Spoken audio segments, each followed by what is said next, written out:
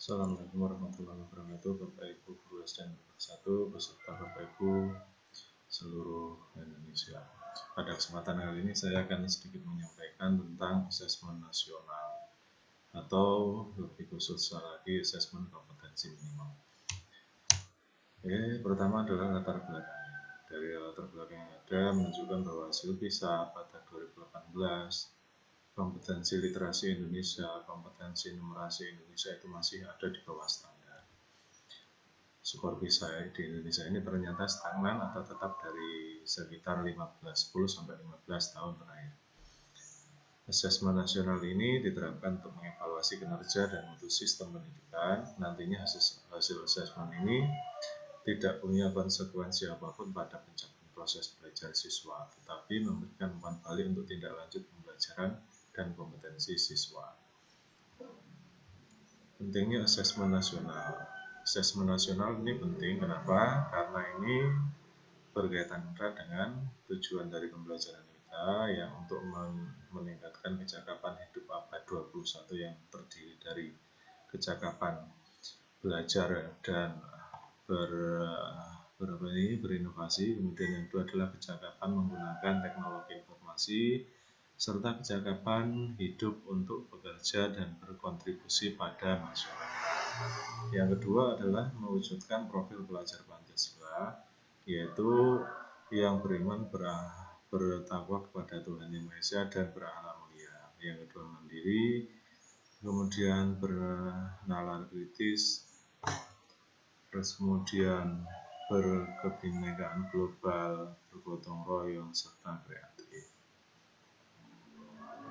Nah, kompetensi siswa ini menunjukkan adanya kecakapan di abad 21 serta profil pelajar Pancasila. Ini semua bisa diukur melalui asesmen nasional yang terdiri dari 3 hal, yaitu asesmen kompetensi minimum, survei karakter, serta survei lingkungan belajar.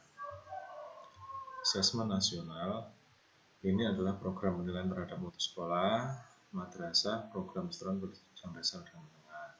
Mutu satuan pendidikan dinilai berdasarkan hasil belajar siswa mendasar. Dari 3 ini, literasi, numerasi, serta karakter, serta kualitas proses belajar dan iklim satuan pendidikan yang mendukung pembelajaran. Informasi tersebut diperoleh dari 3 instrumen, yaitu AKM, survei karakter, serta lingkungan belajar. Tujuan istilahnya AN, asesmen nasional, yaitu untuk memantau perkembangan mutu dari waktu ke waktu, serta membandingkan atau menunjukkan kesenjangan antar bagian dalam sistem pendidikan. Misalnya di satuan pendidikan, antara kelompok sosial ekonomi, dan seterusnya. Asesmen nasional bertujuan untuk menunjukkan apa yang seharusnya menjadi tujuan utama sekolah, yaitu pengembangan kompetensi dan karakter siswa. Asesmen nasional sendiri memberikan gambaran tentang karakteristik esensial sebuah sekolah yang efektif untuk mencapai tujuan utama tersebut. Hal ini diharapkan dapat mendorong sekolah dan dinas pendidikan untuk memfokuskan sumber daya pada perbaikan mutu pelajaran. Manfaat asesmen ini ada 3, yaitu memotret kualitas pembelajaran. Setelah dipotret bisa menjadikan umpan balik peningkatan kualitas serta dasar untuk penyusunan program. Sekarang kita bandingkan asesmen nasional dan ujian nasional, karena selama ini kan jadi sebuah pertanyaan bagi kita semuanya. Kita lihat dari kriteria pembandingnya. Yang pertama, tujuannya. Asesmen ini untuk mengevaluasi mutu terkait sistem satuan pendidikan, sedangkan UN ini untuk mengevaluasi capaian hasil belajar murid. Dari jenjang penilaiannya, asesmen nasional ini meliputi SD, SMP, SMA, SMK atau yang sederajat serta program kesetaraan. Sedangkan pada UN ini hanya pada SMP, SMA, dan SMK. Kalau SD istilahnya dulu adalah USBN, ujian sekolah berstandar nasional, tetapi bukan ujian nasional. Terus kemudian level siswa. Kalau di asesmen nasional itu yang siswa kelas 5, 8, serta 11. Kalau di UN ini adalah tiap akhir pada jenjang pendidikan, berarti kelas 9 atau kelas 12. Terus subjeknya siapa? Survei. Siswa dipilih secara acak untuk mengikuti AN. Kalau yang UN itu semuanya, AN hanya acak, ya. Model soalnya kalau AN ada pilihan ganda, pilihan ganda.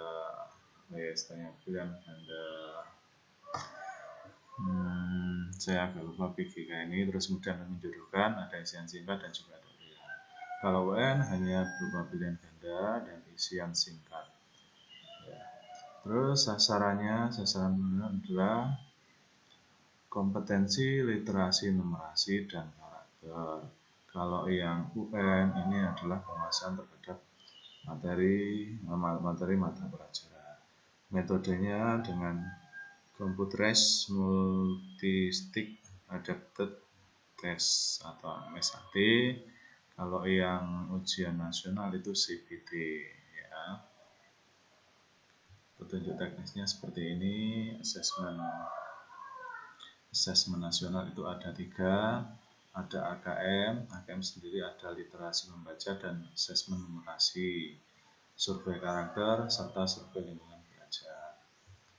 Nah, ini yang saya katakan tadi bersifat komputer dan bersifat adaptif.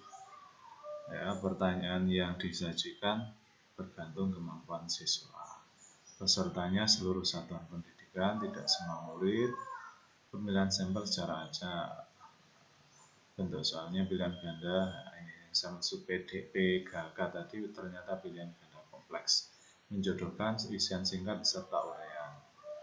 Oke, itu sedikit materi yang saya buat melalui PowerPoint. Terus kemudian akan saya tunjukkan tanya jawab selama ini seputar asesmen nasional. Kita mulai di sini ada lembar tanya jawabnya. Maksudnya ini adalah bukan kok soal, tetapi pertanyaan-pertanyaan yang selama ini muncul terus kemudian sudah terjawab.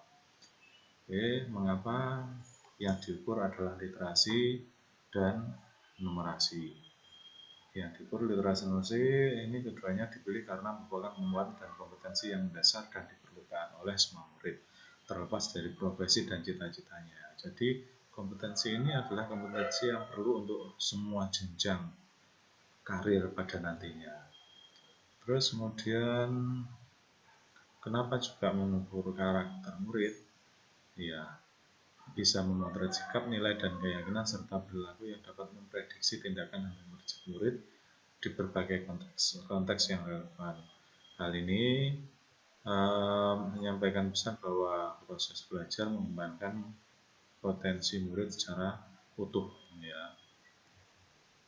Kemudian saya carikan lagi yang kira-kira penting. Ya. Asesmen nasional menggeser fokus dari keluasan pengetahuan menuju kedalaman kompetensi dan kurikulum. Kita lanjut lagi instrumennya. Nah, ini yang saya katakan pembandingnya tadi sudah kita bahas. Asesmen nasional ini ada 3 instrumen. AKM ini membaca dan literasi matematika murid. Survei karakter memiliki nilai sikap, keyakinan dan kebiasaan yang mencerminkan karakter murid serta survei lingkungan belajar. Oke, kita lanjut lagi. Nah, ini yang tadi generasi Pancasila.